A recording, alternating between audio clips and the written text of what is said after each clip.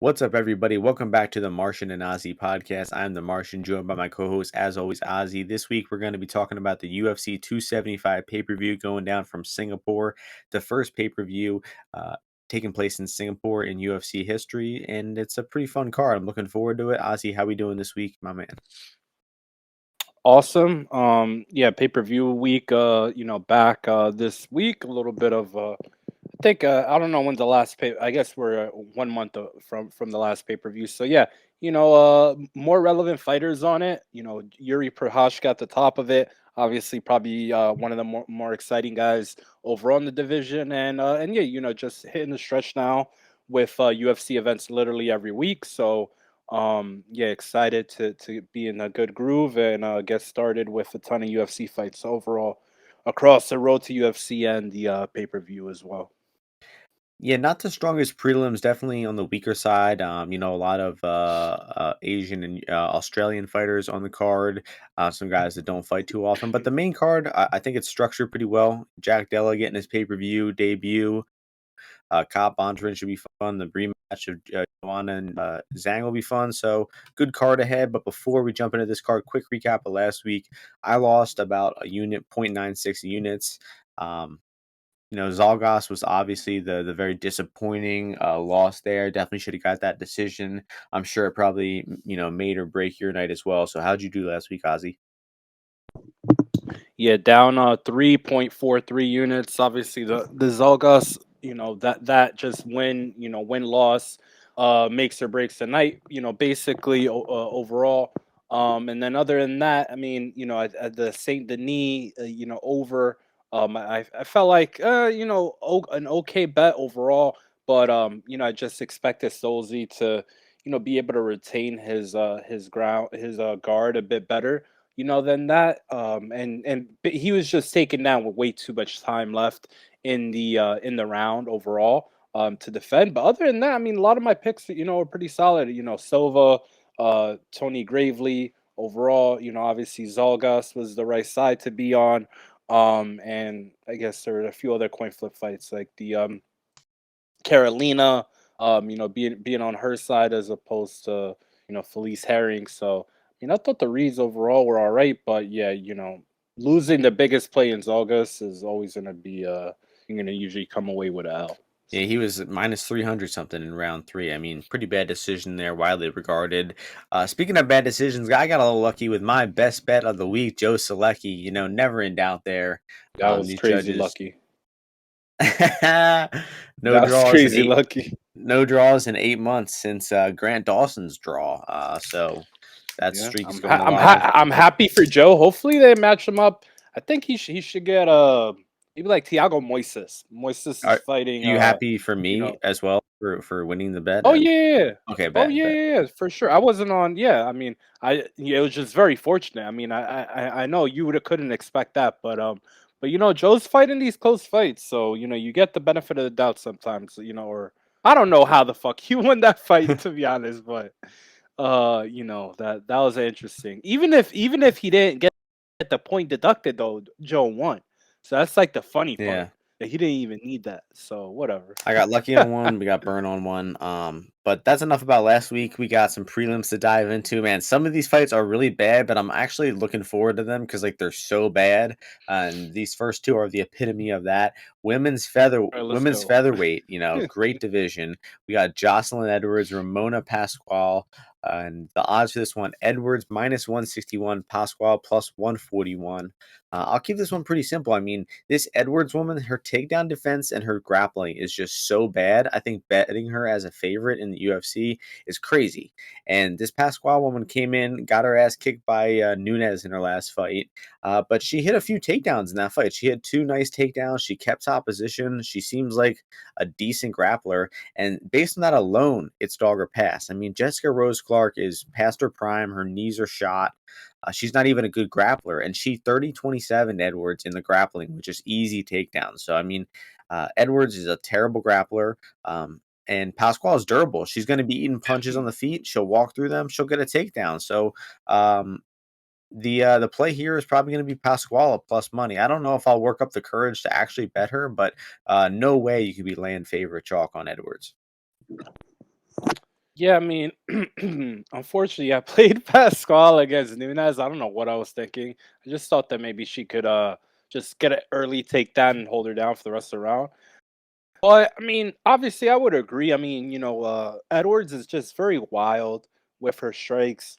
So like, she's the kind of girl that mean, you could let her come at you, blitz you, and then you can easily like put your guard up and get like double underhooks in the clinch or basically just tackle her, like she runs into you, you tackle her, you take her down. Uh, you know, as opposed to playing a side here though, I kind of just like the goes the distance or the over here just cuz Pascal, like you said, she showed that she was tough. I think a training camp under her belt, she should be in better shape cardio wise and be able to still withstand the same amount of punches. And I mean, Edwards, she doesn't look that fragile overall to me. I think Pasquale, submission may be the most likely way it finishes, or Edwards throwing some crazy combination out there. But yeah, I mean, I would lean towards Edwards, but I think the over or the goes the distance, even at juice price, is probably okay. Yeah, the Pascual sub probably just ends by sub. I'm sure ends by sub will be plus 300. Edwards can throw up an armbar off her back that we got to be aware of. And speaking of armbars off the back, Silvana Gomez Juarez getting her third try in the UFC, been armbarred twice in her first two fights.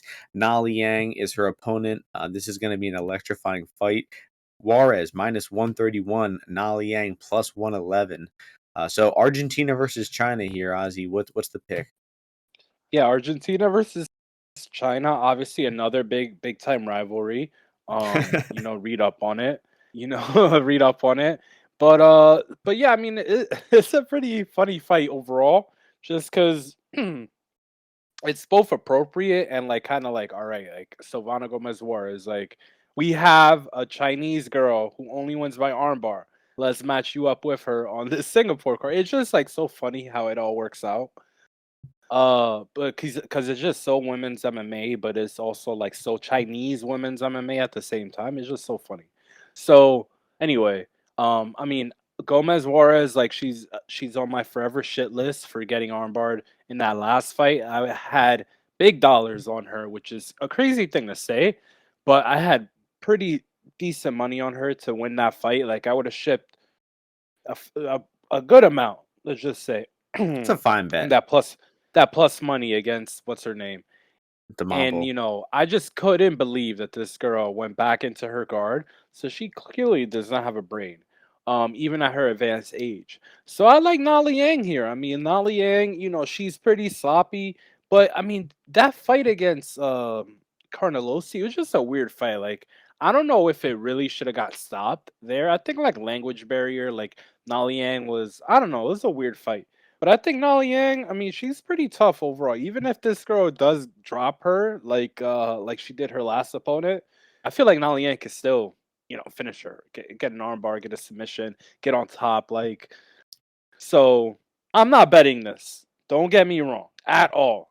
0% chance, nothing touching it. But I picked Nali Yang just because of how Gomez Juarez shit the bed last time. I'm not losing faith in her yet. I mean, she is 37 now. I think she probably has finally learned how to defend the armbar. I mean, she's got to, right? She's got to. After the past two losses, you got to make that change. And on the feet, Juarez actually moves kind of well. She's going to be winning the striking here, no doubt. So I mean, it's just a matter of can she avoid that armbar. And Liang is, a sub woman, but like her takedowns, her positional grappling looks so terrible to me. Just Her takedowns are traditional. great. No, just traditional Chinese jujitsu. I mean, I don't know who's teaching this woman, but she just struck me as a woman who like all of her wins are over terrible competition and against Carnelossi, who's not even good. She's a physical, imposing woman, but she's terrible skill wise. I mean, she was just able to throw Liang around, and I mean, Liang had top position in round two, and like Carnelossi just like pushed her off with her foot, and she gassed out really badly in that fight. So I'm thinking Juarez here and the over 1.5. Ozzy, don't you think the over being 1.5 rounds is rather crazy in this fight? A little bit, but I'm telling you, I can't touch this fight. I can't do it. I think I might have to take the plunge on the over 1.5. I looked up some stats on the over 1.5 in women's fights. It's happened 184 times and it's gone over 132 of those times. So it's going over at 70% rate or something like that. That was when in women's So MMA. You said that's the rate. in women's MMA, yeah. Oh And wow, the interesting. ROI on under is minus 11%. So it just doesn't seem like a good bet historically. And I'm willing to take the plunge. Let's go for it. Also Liang might just come out a little more like measured in this fight because she gassed out so badly in her last fight. She might come out, with a different approach. That's enough about those two fights, though. Those are fun to talk about. Next fight, 135 division, Kyung-Ho Kang taking on Kang-Batgerel. We have the odds for this one are pretty close. Dana minus 136, Kyung-Ho Kang plus 116. So, Ozzy, I know you're a big fan of Dana, a big hater of Kyung-Ho Kang, and this is a fun matchup, though. I like this matchmaking. It's interesting though that Dana is coming off the knockout loss less than 3 months ago. It's like 2.5 months ago, and he's already back in there. I mean, he bounced right back up after that knockout. He didn't seem that badly, phased, but I mean, he did get knocked out cold for a second there. So, um, on the other hand, you got Kang, who had that pretty sloppy performance against Yaya. Ozzy, called that fight extremely well. Did I honestly thought rewatching that fight, Ozzy, I thought that your claim of Hani Yaya being the best male grappler below what was it, the best 135, 125 male grappler of all time. I think that claim holds some water Under because 155. Under there you 155. go. Because I mean, Dude, he was that in third bad round, I spots was in these just fights. watching it. I was just watching it again today, and that third round by Yahya after he got rocked is just like just a modern day Epic. gritty fucking wrestle jitsu, like just grabbing onto Yo Kong any way he can, dragging him to the fucking ground, gritting it out, taking his back, and I mean, if they would have gave that round to fucking Kang Yo Kong, that's why the judging doesn't make sense. Because honestly, Kang Yo Kong, he hurt him in the first minute and then he got control for the last 4 minutes, and Yahya clearly won the round. But if they judge that shit now, and 6 months later, I don't know, maybe Kang Yo Kong wins. Yeah, there's no consistency. But yeah, he can just go on autopilot. He's an amazing grappler. That was a great performance. But not too relevant for Kang's fight now because he's fighting a guy who doesn't really grapple. But we did see Batgirl hit a brief takedown on Gutierrez at the end of round one. Kang been historically pretty easy to take down, so look for Batgirl to maybe mix in another takedown. But I saw Batgirl in that fight. Is that he swings big punches from a long distance out, but his rangefinders, his jab, it's not really there. He doesn't have a way to set up his punches. So he's pressuring you. He's trying to set up that big punch. He just doesn't have a good way to set it up with strikes. And he really needs to work on something like a jab, for instance. And the striking here, I think, is going to be pretty close because Batgirl hits way harder. He's pretty durable, but Kang, he knows how to throw a calf kick. He knows how to use his jab, his length a little bit. The guy's a pretty serviceable striker. And Kang has hit takedowns in most of his fights. I think up until the Yaya fight, he landed like a takedown in 5 or 6 straight fights. And he's a decent wrestler. He's kind of a lay and pray artist. He just lays on you the entire fight. Doesn't really look to pass or submit. But I think that is live here. So for a fight that I think is pretty close standing, I give a slight edge to Dana, and I give a pretty decent grappling edge to Kyung Ho Kang here. Big experience edge for Kang too. He's been in the UFC almost 10 years, so I like this spot for Kang as an underdog. I got a unit on him at plus 128. Pass it over to you, Ozzy. Yeah, I mean, matchup wise, oh sorry, matchup wise, I like it for Kang Yo Kong. I mean, you know, even though he was getting taken down and everything by Ronnie, on the feet, I mean, he was looking all right. Like he was throwing some solid punches overall, and I mean, his gas wasn't all that great. Obviously, I think it was a getting tired thing that caused Ronnie to have all that success later on. But but yeah, I mean, the issue with Dana is sometimes like I feel like when you fight a guy like Kang, who like I say a lot of times can can be a layered guy a bit like he could go to the clinch, he could shoot takedowns, he could do all that stuff. I think it could be a little bit difficult for Donato to establish his hands, and he doesn't really throw that many kicks. So I would lean towards the Kong side, but I'm not really that enthusiastic to take him here. In terms of making it a bet for me. But yeah, I mean, I wouldn't knock the play. I definitely think that's probably the right side.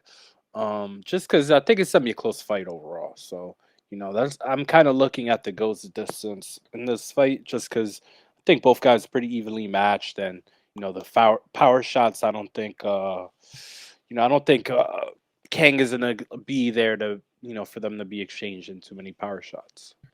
Yeah, I imagine, the only real finish that I can see here is the non knockout, with, Kang being kind of a lame prey guy. I don't see him getting a finish, but do they not even have full props up for this yet? I wonder what Denon no scorecards has to be minus 200 or more, right?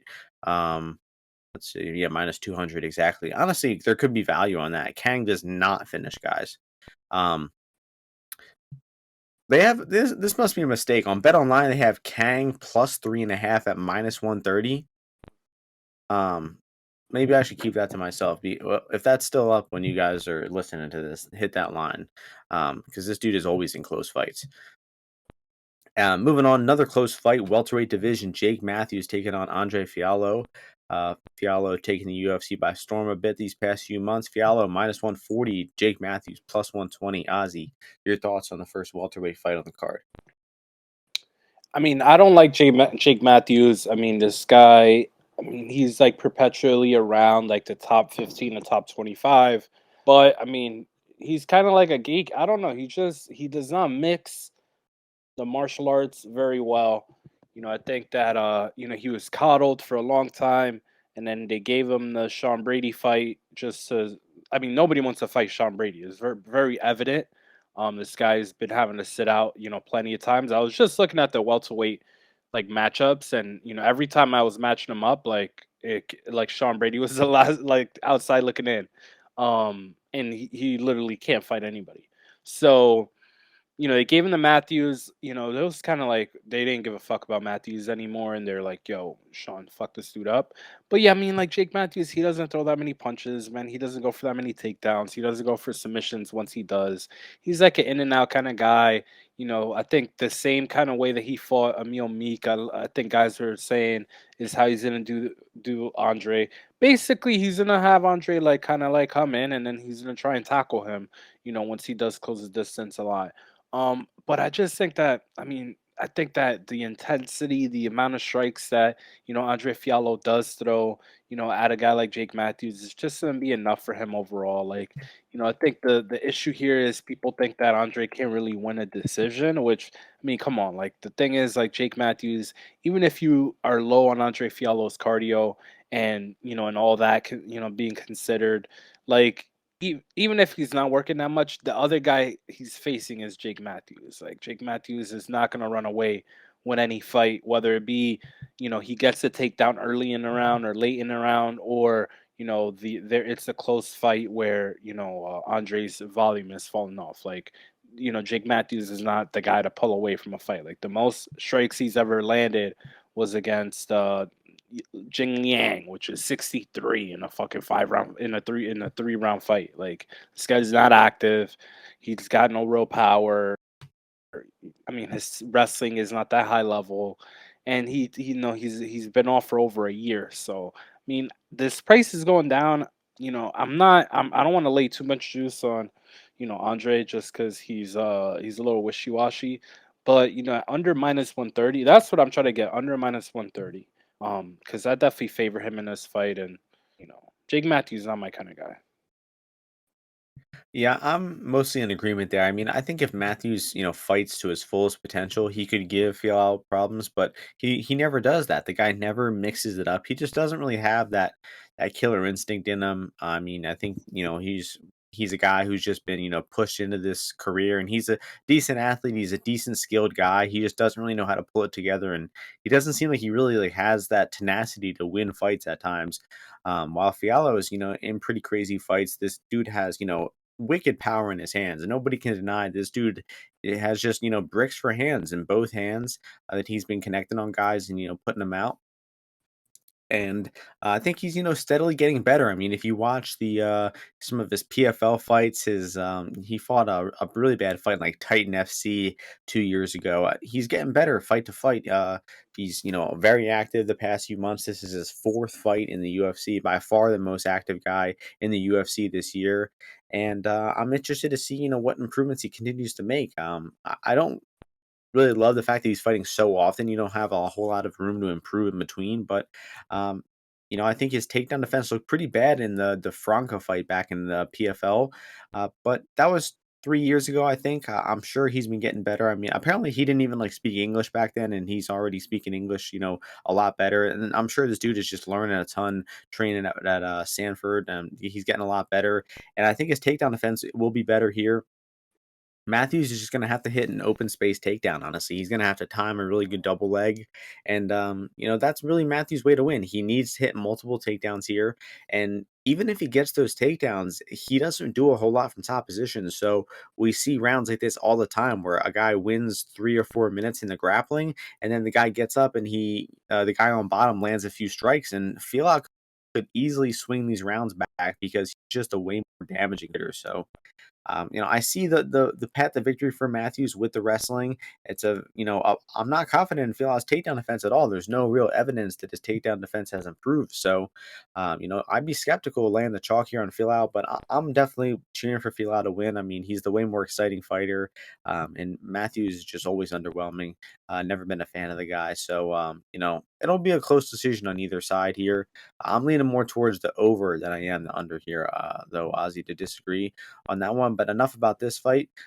We have next fight, lightweight division, Maheshate taking on Steve Garcia.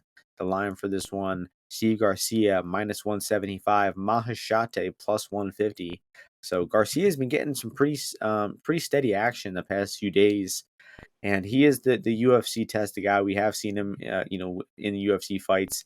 He won his last fight against Charlie Ontiveros. But man, that Ontiveros fight, man, I bet Garcia there, and I feel like that was like okay, one and done type of fight because I mean getting rocked by that guy multiple times, just a terrible look overall. And luckily, Ontiveros is a terrible grappler, and Garcia got bailed out with those takedowns. But Garcia looked like terrible on the feet there. This guy is fragile on the feet.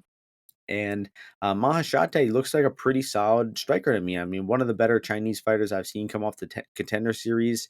Um, he did have a debut fight 3 or 4 years ago where he did look like a bad grappler. He did get taken down by this guy, Goncharov, several times, but that was 3 years ago. Um, I'm sure he's improved a lot since then. It was a decent showing on the contender series. Took a beating in round one from Estra Madura, but was able to withstand some big shots, come back strong in rounds 2 and 3. So he seems to have good cardio. He seems durable. He seems like a solid striker. It's just his defensive grappling is the big question. But if this is on the feet, I think it's going to be way closer than plus 150 for Maheshate. And I don't really know what this guy's takedown defense is like, though. So, a tough fight to be confident on, honestly. I'm leaning towards the dog side just because, like I said, this Garcia guy, you can't be trusting him as a favorite after getting rocked by Charlie Ontiveros several times. So I'm going China or pass on this one.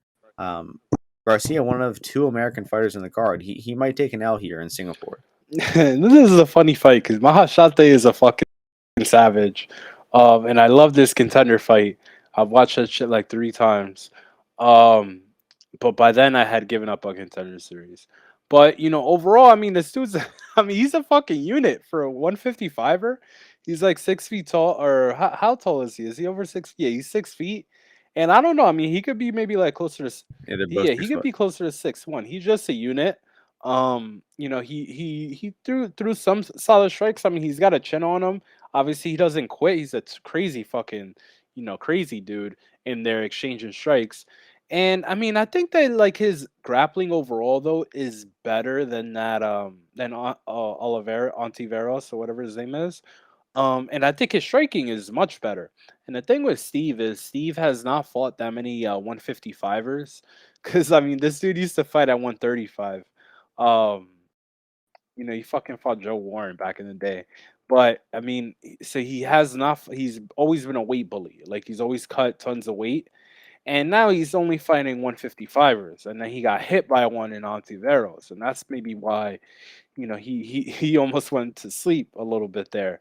So I'm kind of skeptical about him overall. And the line, I thought the line was in the close in. I thought Maheshate was going to be like plus 130, but he's like plus 150, plus 155.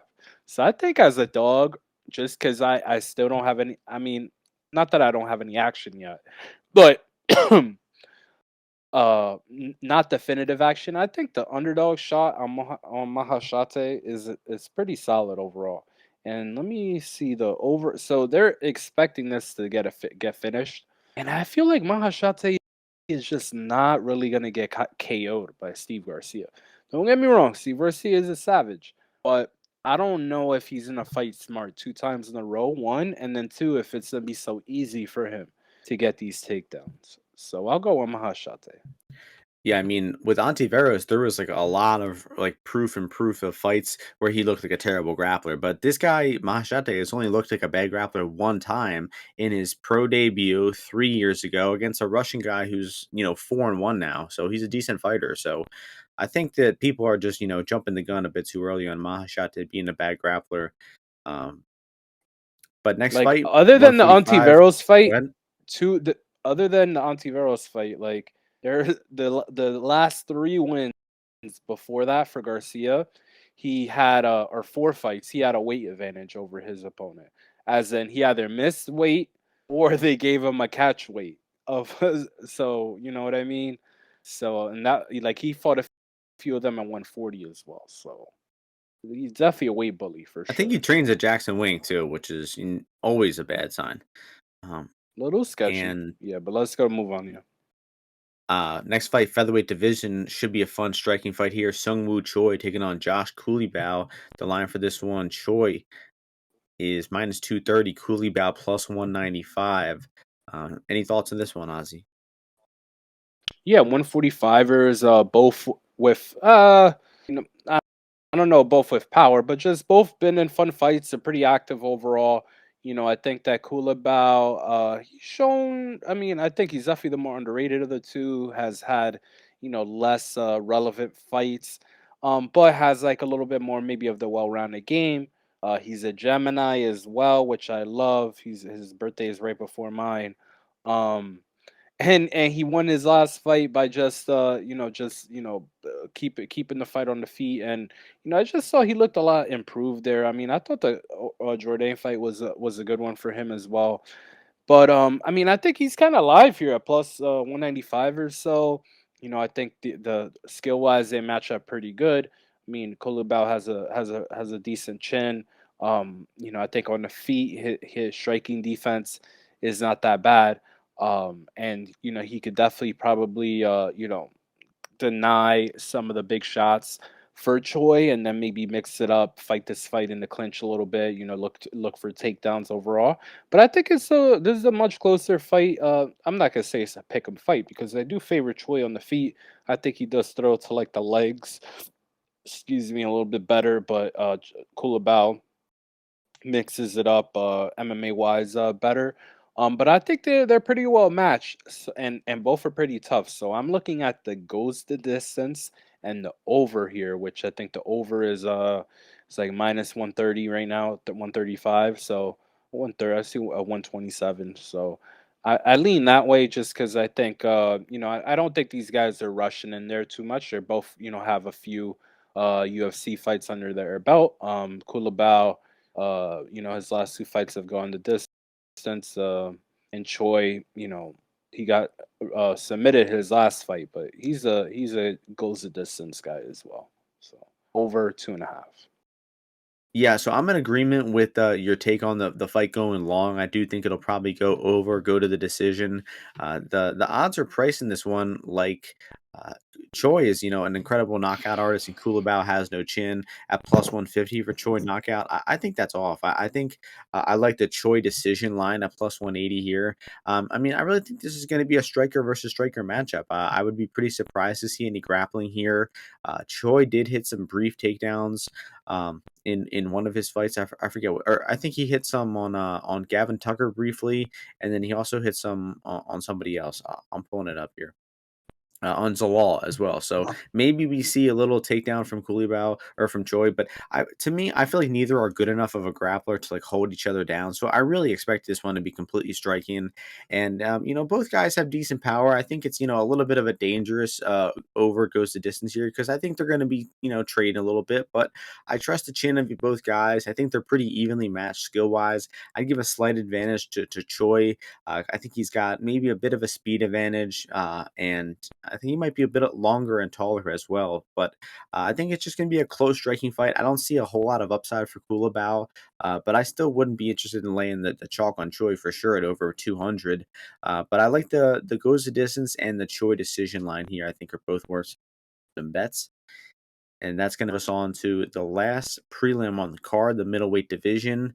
My boy Brendan Allen taking on Jacob Malkoun. We have Allen, biggest favorite or second biggest favorite on the card, minus 305. Jacob Malkoun plus 255. So I'm a huge Brendan Allen fan. This guy's a prodigy, future champ. I'd say probably within like 3 to 4 years. And Malkoun, he's a good soldier. He's a decent wrestler. He knows how to get takedowns. He knows how to lay on top. He's a kind of a lay and pray artist. He probably should have finished both Dobson and both Razak, but he didn't finish either. Didn't go for the kill, and that kind of makes me think this guy's never going to finish anyone in the UFC because if he didn't finish those guys when they were gassed and on bottom and doing nothing, I'm not sure he'll ever finish anybody. Brendan Allen, on the other hand, pretty good finisher. This guy hurts people on the feet. Great submission artist. Really solid grappler. He tends to make fights a little bit harder than they have to be. He obviously suffered that nasty knockout loss to Curtis, got boxed up by Strickland, but this dude's is only losing to really top 15, top 25 guys. Malkoun is kind of like a middle of the road guy, and I think Allen's probably gonna have him covered everywhere. Allen, big striking advantage, better athlete. I think he's got the way better jiu-jitsu. I think wrestling is the only area of this fight where it's close. So even if Allen gets taken down, I think he's going to sweep. I think he's going to, use those leg locks to sweep and possibly even submit. And I'm pretty confident Allen's getting the job done here. I think he's a good parlay piece. I've got him in a parlay with another bet that I'll share later. But I think he's, pretty safe pick here. Probably one of the safest on the entire card. I'm excited to hear you say some good things about my boy Allen, Ozzy. I don't know why you're going back to the well with this guy as a favorite. Clearly he does not fight optimally.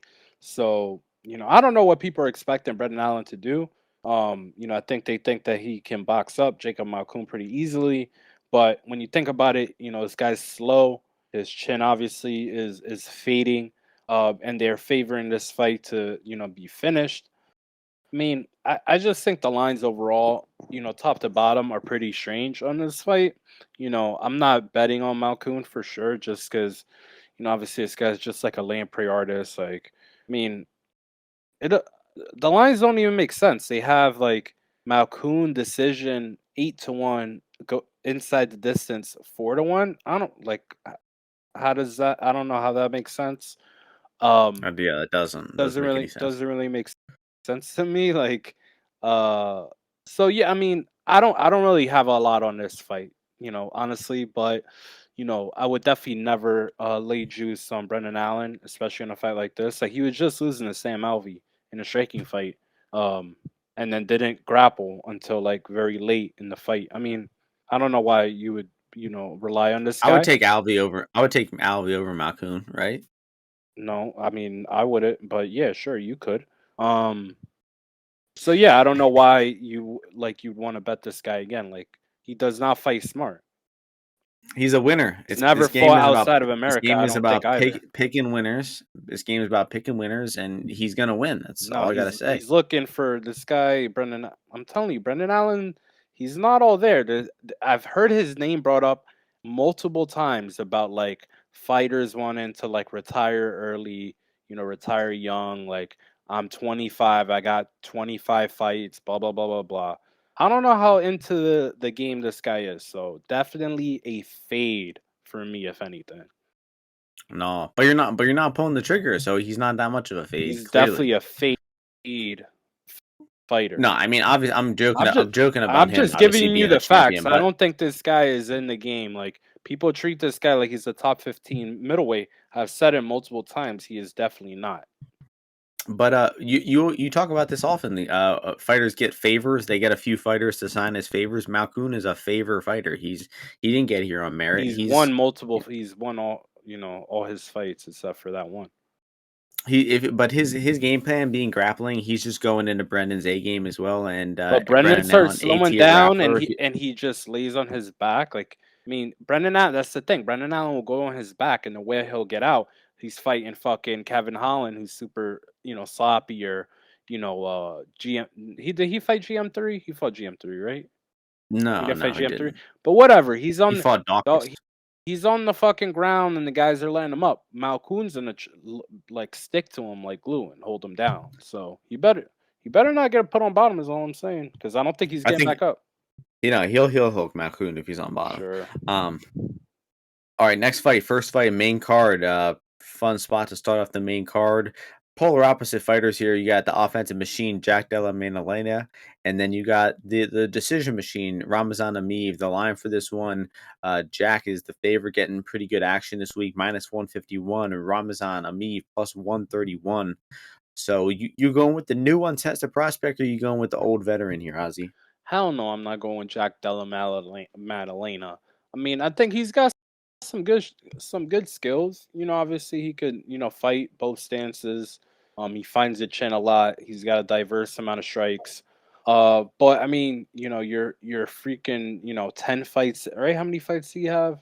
He's 13. 13 fights in, and you're fighting your first Russian on a pay per view. Like, I just don't think that he's actually. I mean, the thing is, like, it's like a style thing. So, I don't know about his takedown defense all that much. I mean, I can see why people like him, especially with how they're judging the fights now. Ameev doesn't do all that much. But when this dude does, dive in for the takedown as intent on getting it, I mean, he shows pretty high level wrestling, and he's gone 3 rounds multiple times before, in pretty intense fights. But I mean, it's pretty good value on the Meave right now because he's obviously a pretty proven welterweight. And Jack Della, I mean, against Lusa, they when they started grappling, I was actually surprised. I thought Jack would be able to beat Lusa a lot easier in terms of the grappling, and that was definitely not the case. I mean, he rolled them, whatever. They rolled around a bit. Um, but the camp that Jack is training out of, I don't think is the best for a fight like this. Like this is like, contender series. Like I mean, this is a pretty high level fight to get put into. So they definitely think highly of him. But the Pete Rodriguez fight doesn't really tell you anything. And Pete Rodriguez was an absolute punching bag. And Ameev, he's just much better with the feints. Like it's not going to be as easy for Jack to get off all that offense that he wants to. And then if Ameev goes to the legs, I do think he'll get takedowns, and it's going to be all about if his cardio holds up. So I'll probably side with Ameev. And probably I think I'll probably end up playing him small and see where that takes me. But I also do like the over here because Jack, you saw the Pete Rodriguez fight was an accumulation. I mean, I'll give quick accumulation of strikes, and then also the Angelusa fight. It was like I don't think he really has one punch power, and Ameev historically is shown to be pretty durable as well. So I'll even with the juice, I'll take the over 2.5. Yeah, very conflicting fight. I've got, a good amount of opinions on the fight. I think the line is, I'd say a bit off. I mean, thinking, completely unbiased here. I mean, I do think there's got to be some value on a Meave with the, the possible, probable grappling advantage, the experience advantage, UFC experience, the going the full 15 minutes. Those are a lot of advantages for a Meave. But I also think that, I'd much rather see Jack Della have success and win the fight and go on to, be a more established fighter in the UFC. Ameev is just a bad fighter to watch. He's really boring. He's really unexciting. All he does is win by decision. And, getting down to the wrestling here, That's really the big question in the fight because on the feet, Emeev is not terrible, but I'm pretty sure that Jack's going to be throwing a lot more strikes. He's going to be landing more. He's going to be landing to the head of Emeev, and Emeev just doesn't hurt people. He never lands hard strikes. He is susceptible to leg kicks. He's got his legs shut down by calf kicks before, and Jack Della Maddalena is just an offensive machine when he's on the feet. But the wrestling is the big question. Emeev loves going to that single leg. He hit 2 single legs on Danny Roberts. But I mean, really watching the Roberts fight, I mean, Roberts isn't a bad defensive grappler, but he can be taken down. He can be held down. He makes a lot of mistakes. And Emeev was actually the one making more grappling mistakes in that fight. He took Roberts down. He went to get a back take. He lost the back take. He ended up losing the position.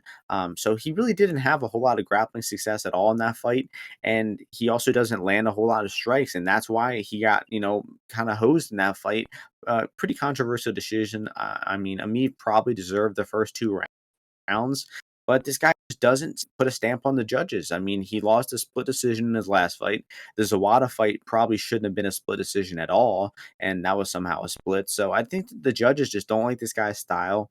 And the most strikes he's ever landed in 15 minutes was 53. He doesn't land a lot of strikes. He doesn't go for submission. So let's say best case scenario, he takes Jack Della down here and gets a lot of top time. It kind of reminds me of the feel out fight I was talking about earlier, where Emeev might win in 3 or 4 minutes with his grappling here, but still lose these rounds just because Jack could get up and land some strikes in the last minute and steal the round back. So man, I think Jack has the higher ceiling as a fighter. Honestly, I really hope this guy turns out to be legit.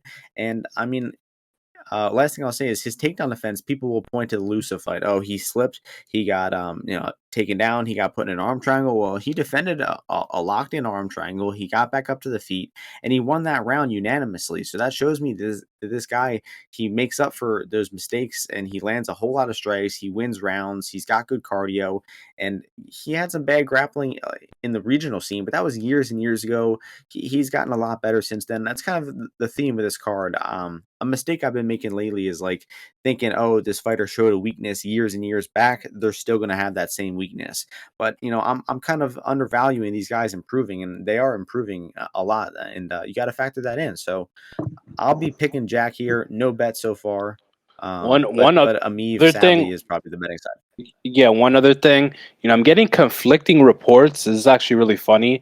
If Ameev is a Gemini, because I'm seeing May 20th on his Wikipedia, on Tapology, on all these websites, but on UFC.com they've got him for May 23rd, which would make him a Gemini. So that's some important tidbit of information. I think I'm gonna try to find that out. Between today and the fight day, and yeah, maybe I'll mention it to a few people if I do get that confirmed. So, up for debate right now. Obviously, May 20th, last day to be a Gemini, and it's obviously Gemini season. But yeah, let's move on. Well, Jack Dell is a Virgo. I'm a Virgo, so I like those vibes there. Next fight, banger of a fight. Flyweight division. Manal Cop taking on Hojiro Bontorin, and the odds for this one have Cop as the favorite -225, Bontorin +190. So, I like Cop in this fight. I think this guy is getting a lot better. We saw him look like a bad grappler, have some bad grappling moments back in Ryzen, but I think he's really working on that. He's gotten better with his takedown defense. The Nicolau fight, I think, showed that. He was able to escape bottom there once. He was able to stuff a few takedowns. Did get taken down and settled on bottom one time there. But I think that, honestly, Nicolau is a better grappler than Bontorin. You'd probably agree with that, right, Ozzy?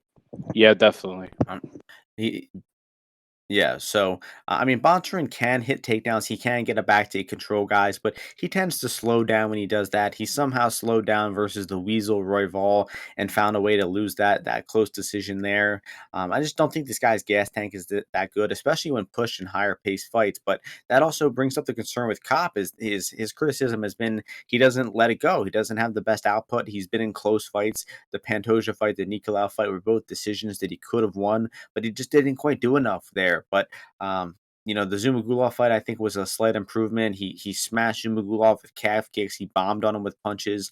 I mean, this dude has nasty power, really good boxing technique from Kape as well, and he's just a hell of an athlete. He's hard to hold down. He's improving his defensive grappling skill, and I just feel Bontorin is going to have limited success grappling here. And I just see Kape as way more durable. I mean, he ate some bombs from Zumagulov and ate that fine.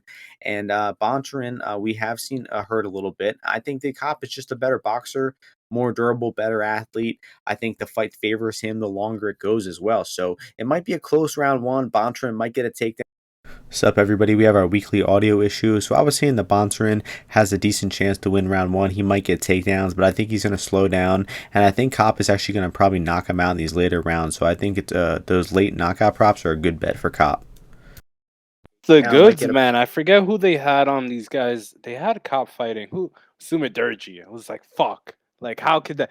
I mean, that's the funny thing. That Cop is like 40 cents. I mean, or way more favored than he would be against Sumadurgi. And I think that's like an easier fight, honestly. Um, which is kind of funny when you think about it I like that, agree. right? It's kind of interesting, right? That Cop, you only had it was like minus 150 against Sumadurgi, and now you got to pay this. But I mean, I like him as well here. I mean, that last fight, I mean, he fucking murdered Zumagulov. Like, obviously, he was a little enhanced there. But I don't think he's probably carrying that with him over here. Or if he is, fuck it, I don't care. Um, but Bontorin just slowed down so much in that Royval fight. It was a little disappointing, obviously, right? He only needed a little bit in like either of those rounds that he lost to win the fight. But overall, like I think this has the potential to be a close fight. That's why I'm not jumping all over the cop side. Like I said, I think it's a premium price you got to pay for him. I do think that Bontorin is there to be hit a bit, especially for a guy in cop who looks to counter one, and then two, when he does initiate offense, he'll do it southpaw or right-handed as well. And he has a pretty decent grappling game. His conditioning, I think, has looked pretty good in like the few fights that he's had in the UFC. And I think he could get off to a fast start here, and get ahead on Bontorin. And his wrestling is pretty good. So my concern would be Bontorin obviously taking Cop down and holding him down. But I mean, Cop, I don't know about his like prolonged bottom game, but he's usually pretty tough to hold down initially. So I don't know if he's gonna need those Brandon Royval kind of like get ups where he's like initiating scrambles and stuff like that. So I'll pick Cop too as well. The over again is interesting to me just because these are 125ers and you're getting a plus number on the over 2.5. But I'll just go Cop for the win as a pick. Is the over 1.5 or 2? 2.5. Yeah, I don't know. I think that could get dicey towards the end.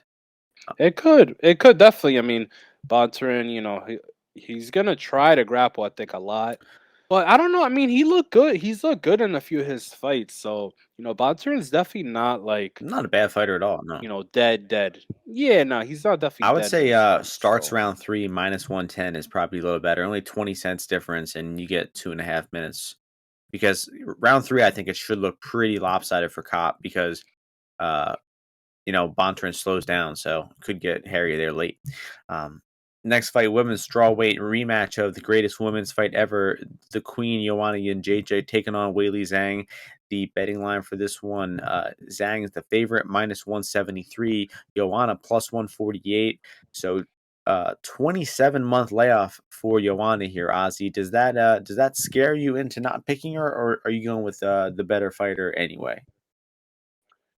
yeah, I mean, it doesn't really scare me all that much. Obviously, you have to take it into consideration. But Joanna's saying all the right things. She knows that she can't give away rounds. That she needs to get going.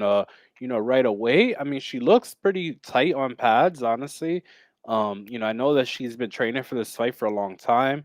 I think they wanted to get this fight done like as when did Rose fight? Rose fought what's her name?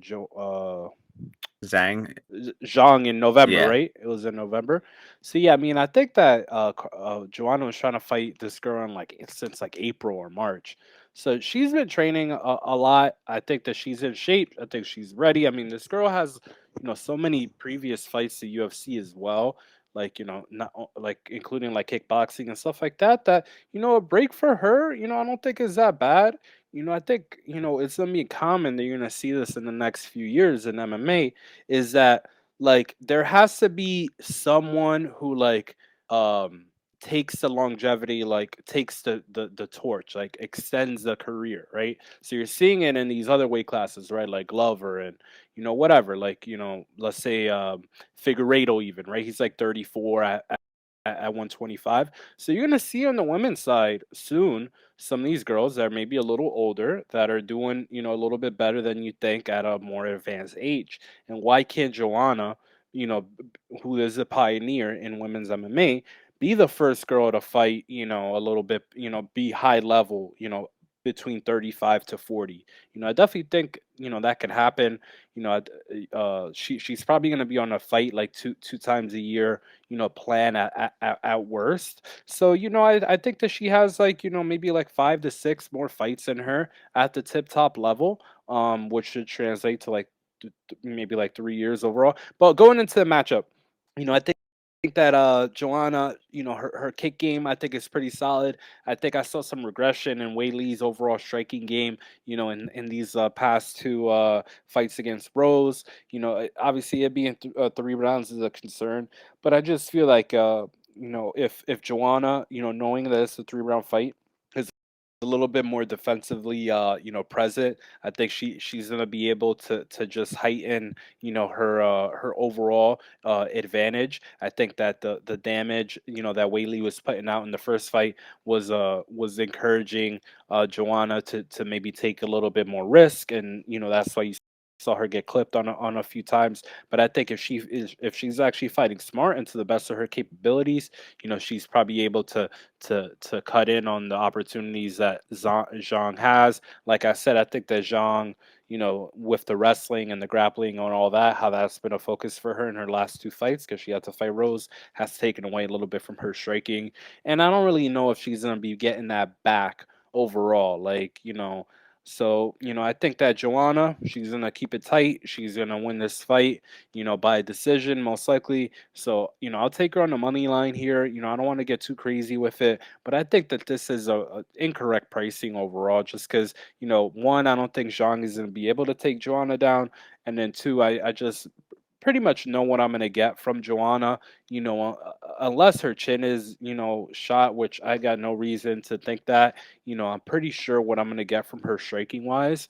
And this girl is just very, very consistent overall. So I think that she's able to avoid some of those big hooks, encounters from Zhang, fight to fight on her script, and take a decision win. Yeah, I mean, I gotta have faith in Joanna here. I do consider her the better skilled fighter. It's just she's at a bit of an athletic disadvantage. Zhang obviously a crazy athlete. Also, I don't know if it's Zhang or Zhang. They change it all the time. I'm going with Zhang. I find it easier to say.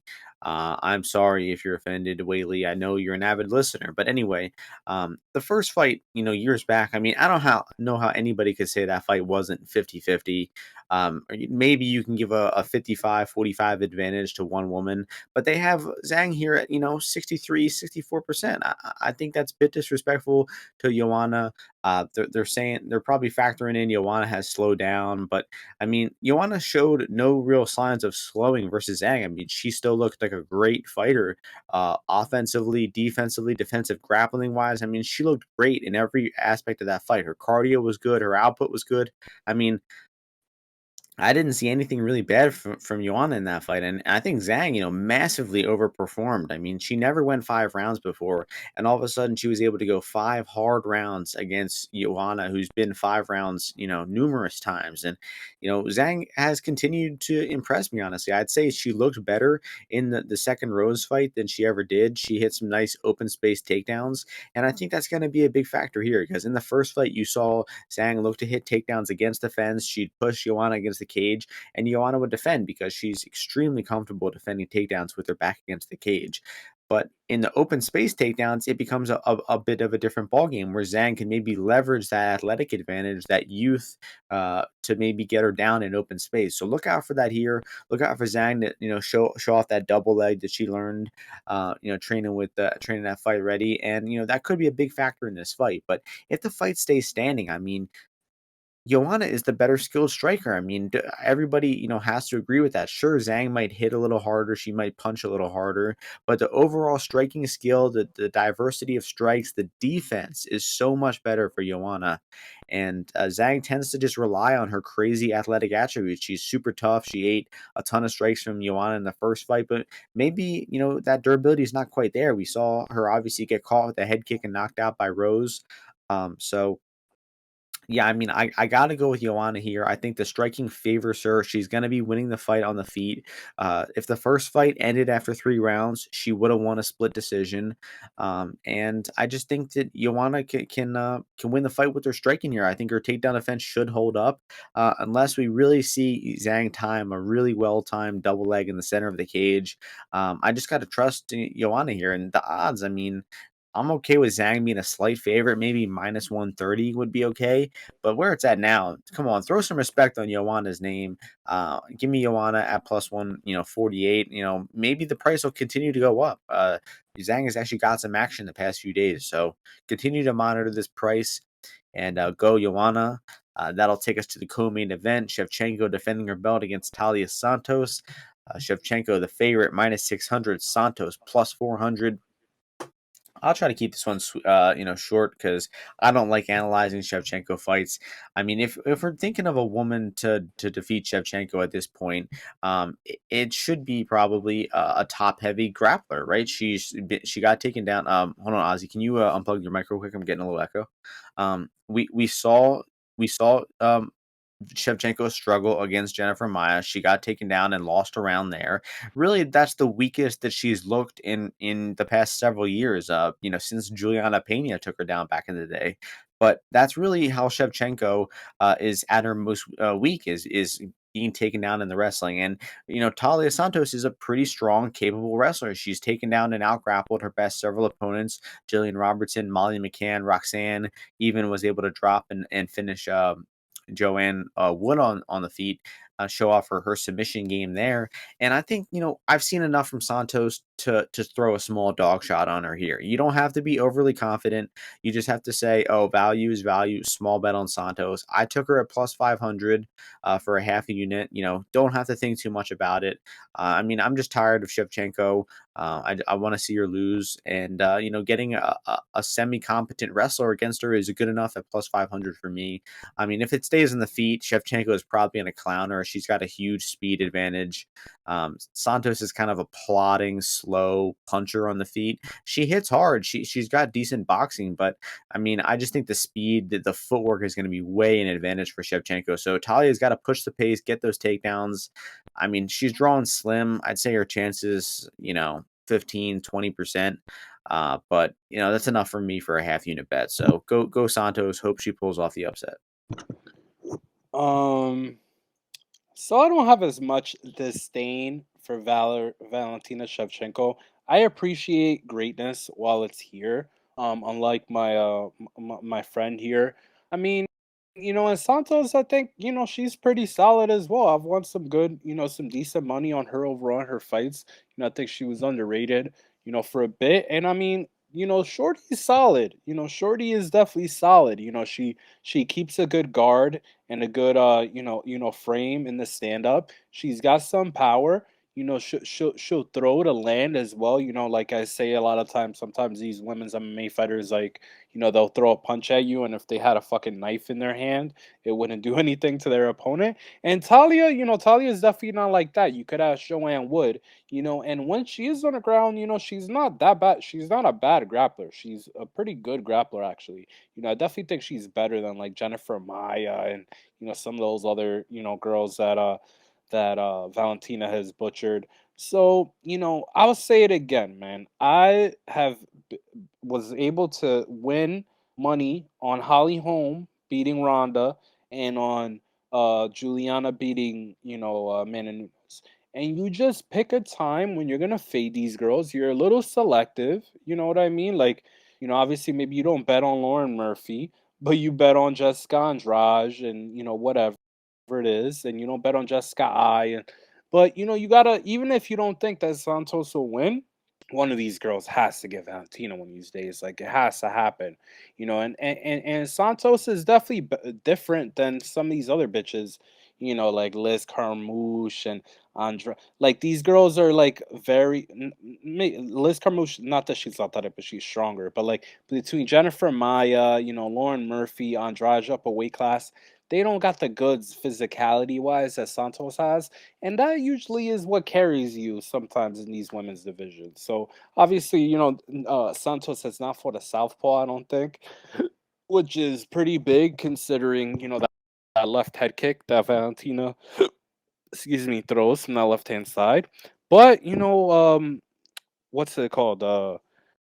Um, Santos is a '93 kid as well, and you know how I'm big on that. And I believe she's a Gemini as well. So, I think it's oh no, she's not a Gemini. But I think, it could potentially be her time. I think because she could get inside, maybe work that clinch game, and I actually do favor this fight to go over that 3.5. Um, she just missed being a Gemini, so it's very, very interesting there as well. But yeah, I think over 3.5. Santos is tough. I think they're gonna grapple a little bit. And I think left head kick for Valentina, though most likely way she wins. But I'll pick Valentina. I don't think I'll take the dog shot, but or maybe I will. I don't know. I need to get plus 500 again. Has gone now, right? Yeah, I need to get that. So over 3.5 for me. Little play. All right, that's going to take us to the main event, light heavyweight division, highly anticipated fight. What are you doing? You're breathing in the mic. Glover Teixeira, the champion, taking on Prochazka, the challenger, but he's the favorite. You got the challenger is the minus 200 favorite. You don't see that too often. The champ plus 175 in the comeback. You think this line is accurate, Ozzy? You think there's a little bit of disrespect for Glover built in here? No, there's definitely a little bit of value on the Glover side, just because Glover's the original, or like not the original, but like he's like not that he's a stereotypical Brazilian, but like Brazilians that like they want to get on top and submit you right with the wrestling, but also like they'll bang with you a little bit, right? With the boxing and in the pocket, and I think that's what goes undersold with Glover. Like people don't think of as or remember as much that if you want to stand in the pocket with him, he's fucking down because he's got big power and he's very, very basic, right? He'll throw his jab cross hook, right? And he's killed a lot of guys with the left hook. Look, ask Anthony Smith, like he was getting tagged with that. Ask a number of these guys. He keeps it simple, and guys do get clipped at that left hook. They don't see it coming, and Yuri, he does fight with his hands down. Sometimes when he's coming in, but this guy's a director of violence, a composer. Of just punches beating faces, elbows hitting, kicks. This guy, bold claim, but I think this guy could maybe, I don't know, like I could see him being a double weight world champion potentially, depending on how he At takes the heavyweight? wrestling. Yeah, heavyweight. Depending on how he takes the wrestling, cause he's just fucking massive. This guy's 6'3", 80-inch wingspan. And he's different on the feet, man. I don't know if people see it, but like the way he moves, the way he finds these strikes, like it's not a coincidence this guy landed that spinning back elbow. Like who hits a spinning back elbow in the middle of a chaotic fight like that, in their first main event ever? Like not many people. And he's only lost, obviously 3 times, and a few of them were like a little sketchy overall. Right, like he had to fight King Mo. He had to fight 3 times in one night or some shit like that, like 3 times over like 3 days or something like that. So some sketchy losses in there. But Glover could definitely win. I've ridden Glover, like the good soldier that he is. This guy's been plus 200 multiple times. But I mean, I would take him inside distance here. You could get, plus 275 for that, plus 300 maybe some places. And I think if he wins this fight, it's, landing a big shot on Yuri and then getting a takedown or, getting on top of him, once he is down. Or taking him down and and progress in position because Glover is not here to fuck around, man. Like this guy's coming here for the finish.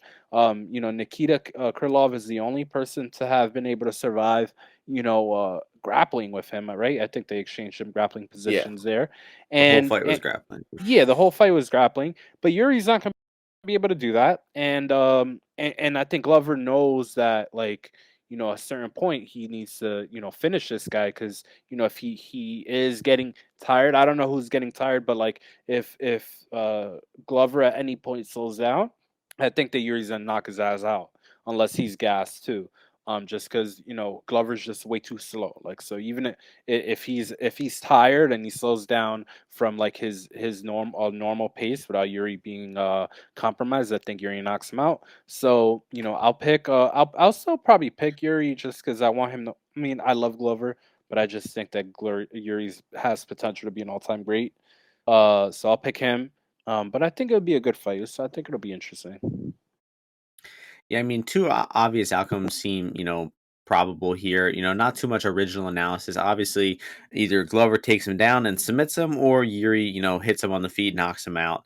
And I'm pretty sure, 90% chance one of those is happening. I mean, the only other thing I could see happening is maybe Glover getting like a ground and pound TKO somehow if Jiri covers up and doesn't give up his neck. But I mean, I really don't see this one going the distance. I mean, I'm thinking this fight is ending before the third round. I'm really sure it's ending before the fourth round. So I've got a bet on this fight for it to not go to the third round. So it does not start round three. I got minus 138. And then what I mentioned earlier, a parlay of Brendan Allen for this fight to not start round four at minus 225 there, along with Brendan Allen.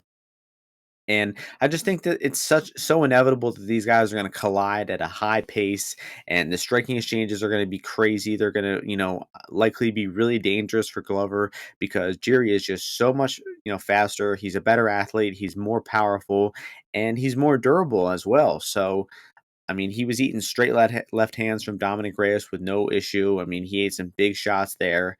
And it really, the fight comes down to wrestling. Will Teixeira be able to get that takedown before he gets hurt on the feet? And Yuri has looked like a bad grappler in Ryzen. We saw him get taken down by Carl Albrechtsen for long periods of time. I think and there was another guy too, Brandon something took him down. Brandon Halsey took him down. He briefly gave up his back there. So he seems like not a very experienced wrestler, grappler. Obviously, he's probably been working on that for the past several years, been training that fight ready with Cejudo. And I'm sure he's, working on that as his main, goal for this camp. This fight got pushed back longer and longer, so I feel like the more time Yuri had to prepare, just like the better his chances got because he trains that takedown defense. He's getting better in that area, and the athletic gap is only getting, wider. I mean, Teixeira's getting older. Jiri is still, in his physical prime, and don't forget, guys, Jiri coming off of one of the fights of the year, one of the knockouts of the year, definitely top five fights, top five knockouts of last year. Just a vicious spinning elbow that Ozzy was talking about. I remember Ozzy and I were pretty high on Jiri all week going into that fight, and it just was exceeded expectations. That was just amazing to watch. So I think Yuri's going to be landing some hands on Glover. I think that Glover is going to have to immediately close the distance. I mean, even if this fight stays in the striking realm for 15, 30 seconds, I think he's really live to get hurt. I mean, the round one, round two of the Thiago Santos fight, it might be maybe even three times. Glover got dropped hard on the feet in the first 30 seconds of that fight, and I think it's going to be even more live here with Jiri, considering he's a better athlete, he's a better powerful guy than Santos at this point in his career. So I'll be going with Jiri. I think he gets the job done by knockout in the first two rounds, and I really think it's going to be the first round. I think honestly, either guy, it's going to be round one. It's either Jiri's going to hurt him and finish him in round one, or Jiri swings wild, gets taken down, tries to give up his back, or tries to get up, gives up his back, and gets finished there. So I think it's ending early, and I would be shocked to see this get out of the second round. So that's the way I'm playing the fight.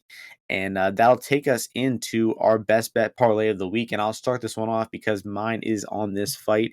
It is a line that is available on FanDuel right now. It is a line I was just talking about for the fight not to start the third round at minus 138. It's minus 140 on DraftKings. So it's a good price there. I mean, I just think this one is ending in the first two rounds 70-80% of the time. So there's big value on that. And that'll be my best bet of the week. Ozzy, how about you? What is your best bet of the week? Cool. So yeah, I was gonna go. I was in between either the Culibao over or the Dana versus Kong Ho Hang Ko Hung, whatever the fuck his name is. They put it backwards. They put it forwards. Who the fuck knows? I think I'm gonna go with which one you think is better. I think, let's see. I think the cool about one, honestly. I think the Culibao one over more. Yeah, I mean, I guess Dana could get exposed on the ground a little bit more. Yeah, I agree. Kulibao's pretty solid. I just don't think Kulibao's gonna finish. So I'll take Culibao, the over 2.5 there. And go with that. All right, so that is it's minus 140 on DraftKings for both of these lines. I'll figure out what that comes out to. I'm pretty sure it's let me calculate it here. Comes out to plus 193, minus 140 and minus 140 plus Sounds good. 193. We've been in a slump. I don't think we've hit one of these in a few weeks, Ozzy. So we need some fucking winners. But fun card from a betting perspective. Competitive fights, honestly. Can't be too mad about competitive fights. They're all pretty closely lined in like the plus 100, 200 range. Only a few big favorites. So, I'm looking forward to the card. We got the road to the UFC starting in a few hours. I'm sure those will be some fun fights. A lot of UFC going on, and a long stretch of consecutive fight cards in a row. So that'll do it. Any closing thoughts here, Ozzy? Nope. All right, that'll Go do it, everyone. Rangers. Thank you all for listening. Hope you all enjoyed the fights this weekend. Hope you all win some bets, and we'll see you before the next UFC card next week. Peace out, everyone.